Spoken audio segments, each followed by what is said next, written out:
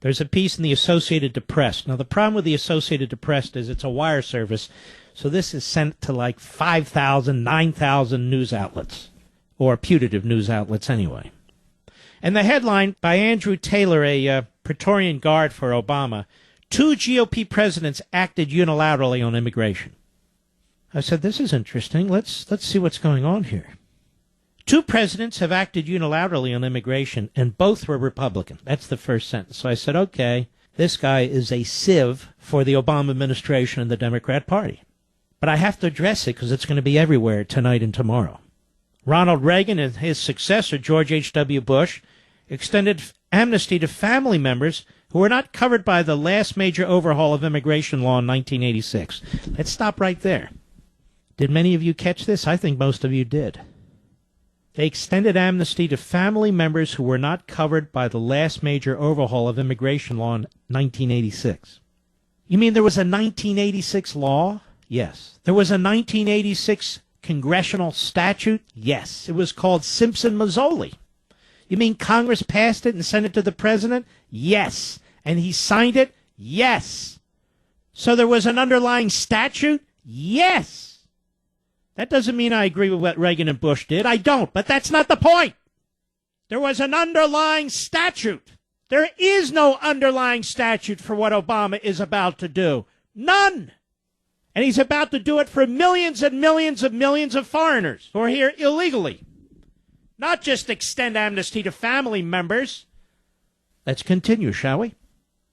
Neither faced the political uproar widely anticipated if and when President Obama uses his executive authority to protect millions of immigrants from deportation. See where this clown's coming from? Reagan's and Bush's actions were conducted in the wake of a sweeping bipartisan immigration overhaul and at a time when amnesty was not a dirty word. Obama is acting as the country and Washington are bitterly divided over a broken immigration system and what to do about 11 million people living in the U.S. illegally. And so, again, he characterizes it, spins it.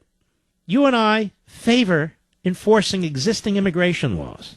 We're not bitterly divided over that. You and I favor securing the border.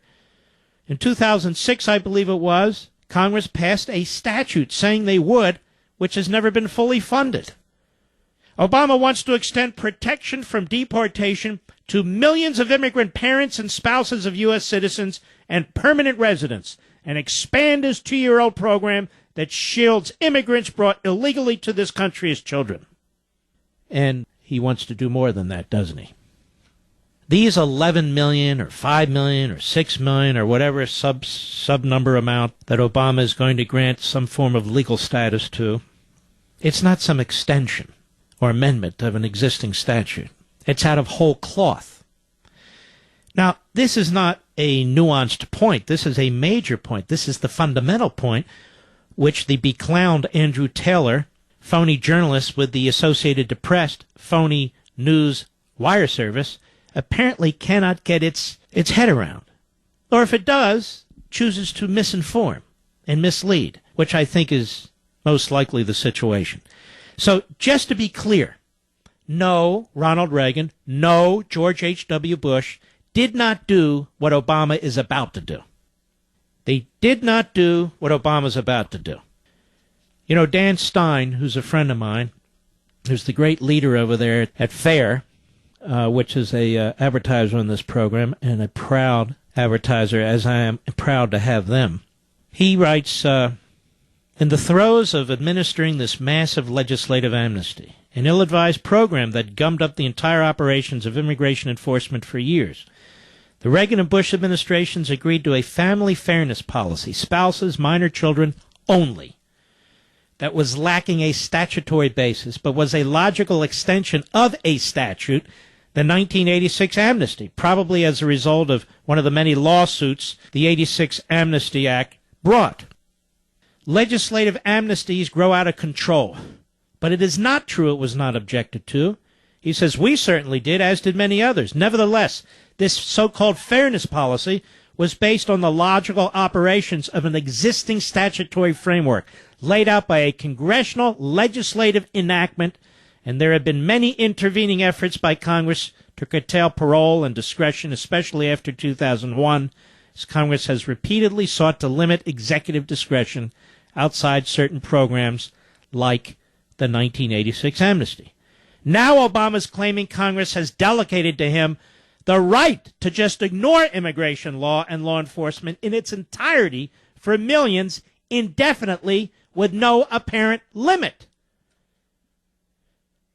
So while we can and should criticize, quite frankly, the Reagan-Bush extension of existing statutory authority, Dan Stein's point is there is no statutory authority for what Obama seeks to do. There's no limit to what he seeks to do. There's no timetable for what he seeks to do. And he's ignoring existing statutory law,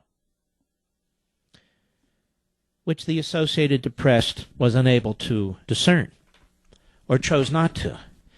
So it pushes out a piece of propaganda crap that will be raved around on the Senate floor and the House floor by cackling herds of Democrats, going on and on about Reagan did it and Bush did it when Reagan and Bush didn't do it. You'll hear it repeated by the libs on TV. Well, Reagan did it and Bush did it too. No, they didn't. Well, the AP says it did. So what?